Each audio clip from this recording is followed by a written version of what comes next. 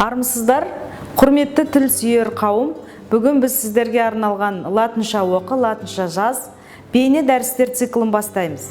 Бірінші дәрісіміздің тақырыбы латын әліпбиі негізіндегі жаңа жазуға көшудің негізгі басты себебі қандай деп аталады. Бұл мәселеде қазақ тілтанымындағы, қазіргі тілтанымдағы белгілі ғалым профессор Нұргелді Уәлиев 8 түрлі түрткі жайтты көрсетеді. Яғни латын әліпбиіне көшудегі негізгі түрткі жайттар қайсысы дегенде, ең алдымен ол кісі тілтанымдық түрткі жайтты басым ретінде көрсетеді. Сонымен бірге латын әліпбиіне көшуде ақпараттық түрткі жайт, саяси түрткі жайт, тарихи түрткі жайт, экономикалық түрткі жайт, психологиялық және педагогикалық түрткі жайттар да бар. Дегенмен осы аталғандардың ішіндегі ең маңыздысы және негізгісі біз үшін бүгінгі күні тілтанымдық түрткі жайт. Өздеріңіз білесіздер, қазіргі қолданыстағы кирилл әліпбиінде 42 әріп бар. Ол 42 әріптің 28-і ұлттық тіліміздің төл дыбыстарын таңбалауға қызмет етеді. 9-ы дауысты дыбысты және 19-ы қазақ тіліндегі дауыссыз дыбысты таңбалайды. Сонда басы артық 14 әріп не үшін керек деген сұрақ туады.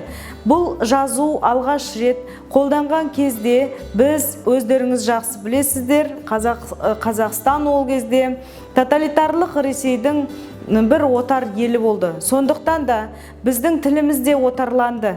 Біздің тілімізді отарлаудың бір жолы ретінде қазақтың ұлттық әліпбиінің жүйесінде орыс тілінен енген дыбыстарды таңбалайтын әріптер күштеп енгізілді. Сөйтіп, осы әріптердің болғанының салдарынан біз қазақ тіліне енген шет тілдік сөздердің ешқайсысында өзгертпей, оны орыс орфографиясының ережесі бойынша жазуға мәжбүр болдық. Сонда 6 жасар қазақ мектебіне барған бүлдіршіндер алғаш әліпбимен танысқан кезде 42 әріпті танып білу арқылы тек қазақтың төл сөздерінің емле ережелерін жаттаған жоқ, сонымен бірге қазақ мәтінін жазу үшін олар орыс тілінің де емле ережелерін жаттап үйренуге мәжбүр болды. Бірде-бір дамыған, озық жазуы бар, озық тілі бар мемлекетте мұндай құбылыс жоқ. Бұл тек қана отар болған елдерге тән құбылыс. Сондықтан да елбасымыз рухани жаңғыру болашаққа бағдар мақаласына ең бірінші мәселе қылдырып, жаңа әліпби ауыстыру реформасын қойды. Неге әліпби ауыстыруды рухани жаңғырумен байланыстырады? Себебі тілі жаңғырған ұлттың ғана рухы жаңғыра алады. Рухтың ең мықты көрсеткіші сақтап тұратын сол рухтың ғасырлар бойғы бар болуына жауап беретін десек те болады, соған кепіл бола алатын құбылыс ол ұлттың өзегі тіл болып табылады.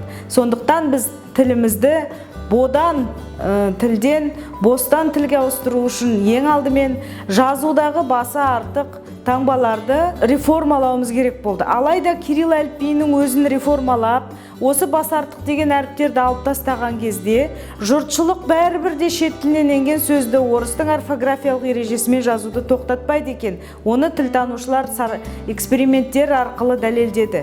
Яғни кирилл графикасы біздің санамызда мені орысша жаз деген стереотиппен мықтап отырып алды. Сол себепті 70 жылдан астам уақыт қазақ тіліне, шет тілінен енген сөздердің барлығы қазақ орфографиялық ережесі бойынша емес, орыс орфографиялық ережесі бойынша жазылды. Сол себепті біздің дыбысталу заңдылығымызда да, әсіресе ғылыми мәтіндерді құрайтын лексикада біз барлық сөздерді орыс тілінің орфоэпиялық ережесіне сәйкес айтып әбден дағдыланып алдық. Ал енді мысал ретінде сол орыс тілін өзін, ағылшын тілін өзін қарасаңыздар, олардың барлығында шет тілінен енген сөздер игеріліп жазылады, өзінің төл дыбыстық жүйесіне сәйкес айтылады. Міне осы процесс қайтадан жаңғырту үшін, өзіміздің тіліміздегі иммунитеттік механизмдерді қалпына келтіру үшін біз латын әліпбиіне көшіп отырмыз. Құрметті тыңдарман, алдағы уақытта дәрістерімізде біз сіздермен жаңа емле ережелері туралы, жаңа әліпби туралы ой бөлісетін боламыз. Назар қойып тыңдағандарыңызға көп-көп рахмет.